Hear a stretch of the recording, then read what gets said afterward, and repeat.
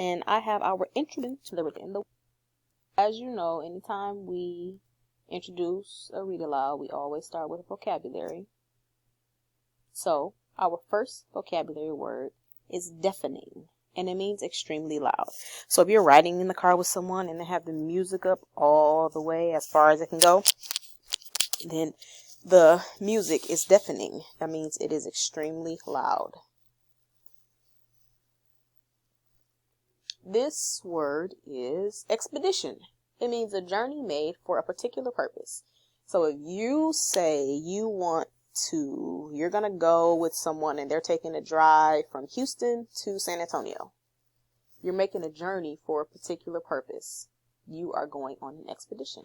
But expeditions are not always old. Immense. It means tremendous, very large, or great. So this is an immense canyon. So this is a pretty good picture for immense.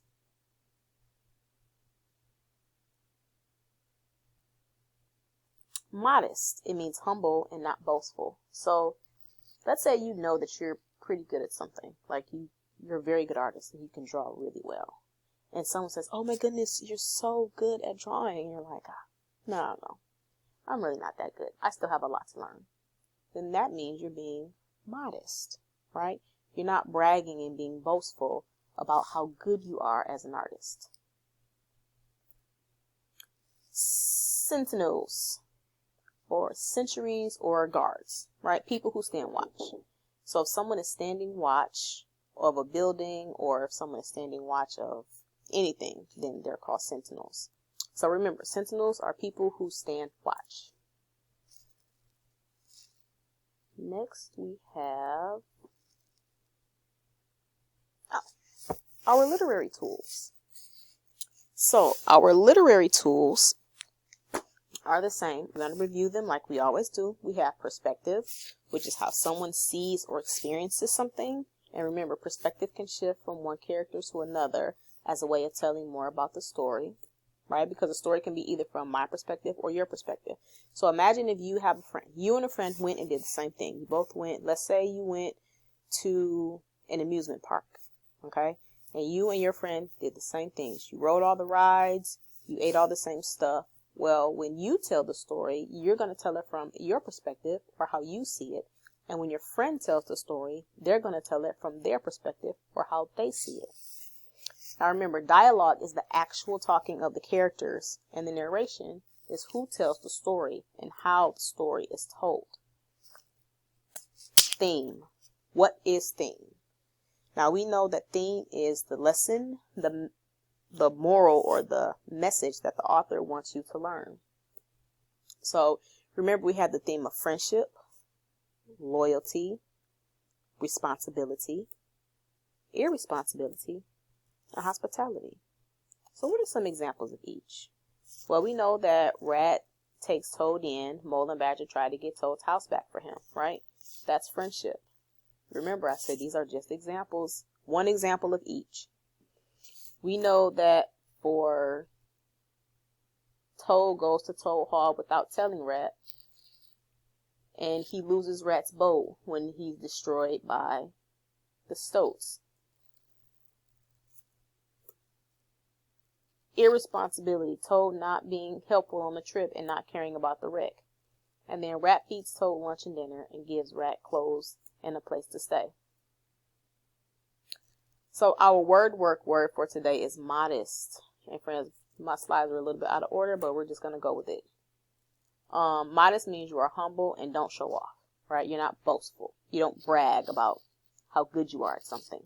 So the weasels, ferrets, and stoats were toasting modest Toad and laughing at his expense, right? So we know that Toad is not modest at all. We know that Toad is very boastful about himself and all the things that he's done and all the things that he can do. So we are going to read the last read aloud for The Wind in the Willows. So friends, this is the last chapter for The Wind in the Willows. And I want you to predict whether or not Toad will be able to reclaim or take back Toad Hall. What do you think? Do you think Toad is going to learn the error of his ways? Do you think Toad is going to become a good person? Those are the things that I want you to think about. So make a prediction. What do you think is going to happen in this last chapter? Do you think Toad is going to become a better person? Now, we are going to begin writing our opinion paragraphs about the story. Now, we are going to do this together every day. We're going to do it during our live sessions, and then I'm going to upload the live session. So we're going to kind of go through each part of this independently. Well, together, and then you're going to do a portion independently. So the first thing we're going to do is plan. We're just going to brainstorm some ideas. You're going to have a Google Doc where you're going to have to pick a character, pick a theme, and then 3 examples of that theme. Then we're going to take our plan and write a draft. Then after we write a draft, we're going to edit that draft. So what does that mean? That means we're going to fix the spelling errors. We're going to make sure that the grammar is correct. We're going to make sure that we have capital letters where we need it. And then we're going to make sure that it is a full and complete paragraph. Then we take those edits and we rewrite it. That's all we do. All right, we take all the edits and then we rewrite. And then we have a final draft. Then we publish it. That means you turn it in to me for a grade. So we're going to plan, draft, edit, revise, and publish. Those are the 5 steps that we're going to do in our writing process. We are going to start with planning this week. This week, all I want us to worry about is planning. Plan and possibly do a rough draft if we can get to that. So friends, that is all for now. I want you to listen to the read aloud, and I will talk to you all soon.